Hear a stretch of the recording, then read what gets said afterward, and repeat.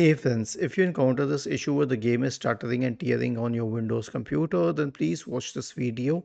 I will guide you through the resolutions. So search for Device Manager, go to the Device Manager, expand the list for display drivers, right click and update all the display drivers.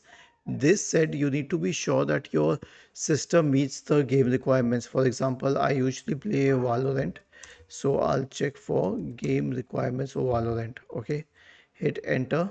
It will mention the game requirements on the browser, be it Google, be it Bing or anything, and make sure that it isn't at minimum requirements but at the recommended ones.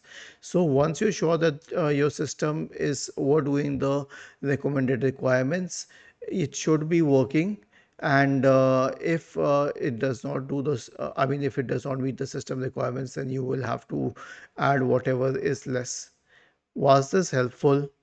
If yes, then please subscribe to the channel. If not, then let us know in the comment section of the video on how we could help you further. Thank you for watching this video and have a nice day.